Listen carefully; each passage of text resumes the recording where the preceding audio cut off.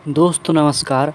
दोस्तों आज के इस वीडियो में हम आपको जानकारी देंगे कि हम ठंडी के दिनों में सरसों की खली का उपयोग अपने तालाब में कैसे करें।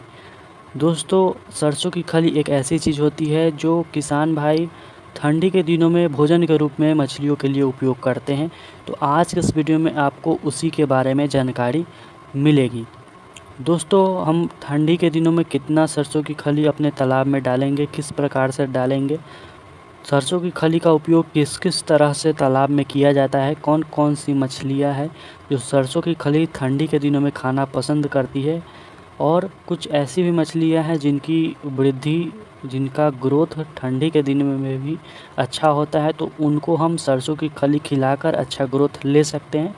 और जैसा कि आप लोग जानते हैं कि ठंडी का दिन आते ही मछलियां जो हम ऊपर से कमर्शियल भोजन फ्लोटिंग फीड या होममेड फीड भी डालते हैं तो खाना बंद कर देती है या बहुत कम खाती है।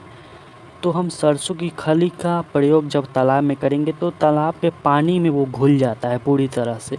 और मछलियों का एक सामान्य आदत होता है कि जब वो सांस लेने के लिए अपने गलफाड़े से पानी को लेती है और निकालती है तो साथ साथ सरसों की खली भी उस पानी में मिली होगी, जो कि मछलियाँ जब भी गलफाड़े से अंदर लेंगी तो अगर उनके पेट में पानी जाता है तो मछलियों के लिए बहुत ही फ़ायदेमंद है।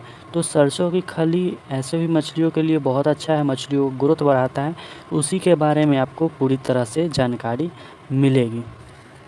दोस्तों सरसों की खली एक बहुत ही अच्छा प्लांट बेस्ड प्रोटीन है। सरसों की खली का उपयोग हम तालाब में मछलियों के भोजन और खाद्य के रूप में करते हैं। बहुत सारे लोगों को इसके बारे में जानकारी नहीं होता है कि सरसों की खली का उपयोग भोजन के रूप में कैसे किया जाता है और खाद्य के रूप में कैसे किया जाता है। आज के इस वीडियो में आपको उसी के बारे में जानकारी मिलेगा। दोस्तों खाद्य के रूप में सरसों की खली का उपयोग कब करना है, भोजन के रूप में कब करना है, कितना इस्तेमाल करना है, सभी के बारे में आपको जानकारी हम देते हैं। अगर हम बात करें कि भोजन के रूप में सरसों की खली का उपयोग, तो जब हम सरसों की खली बाज़ार से ख़रीद कर लाते हैं, किसी ड्रम में किसी बाल्टी में पानी के साथ उसे लगभग एक रात के लिए छोड़ देते हैं और वो पूरी तरह से उसमें मिक्स हो जाती है, पूरी तरह से मिल जाती है पानी के साथ। और हम जब उसका छिड़काव करते हैं तालाब में तो मछलियाँ उसे भोजन के रूप में लेती है।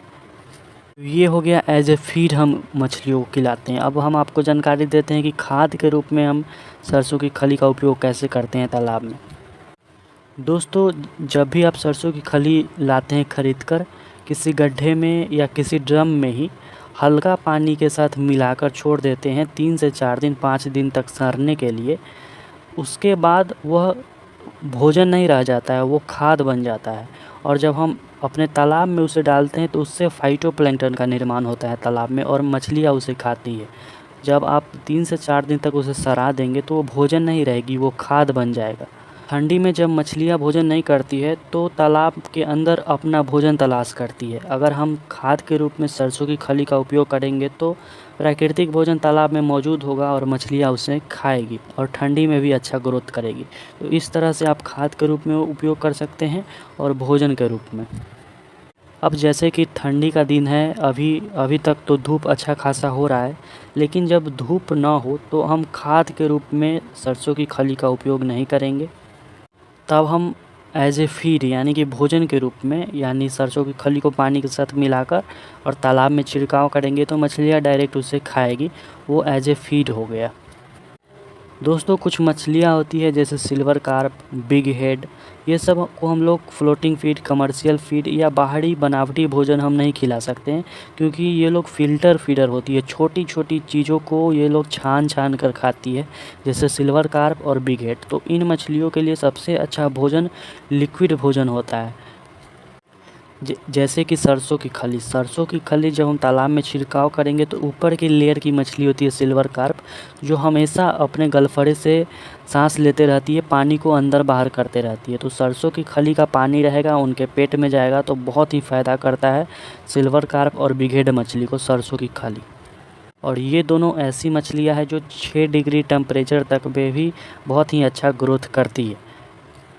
अगर आपके तालाब में भी बिग हेड मछली, सिल्वर कार्प या ऊपर की लेयर की कोई भी मछली जैसे कतला है, तो आप लिक्विड भोजन का इस्तेमाल कर सकते हैं। ऊपर के लेयर के मछली को भोजन खिलाने में लिक्विड भोजन में आप खली का इस्तेमाल कर सकते हैं, गुड़ का इस्तेमाल कर सकते हैं और कुछ राइस ब्रान का भी आप इस्तेमाल कर सकते हैं।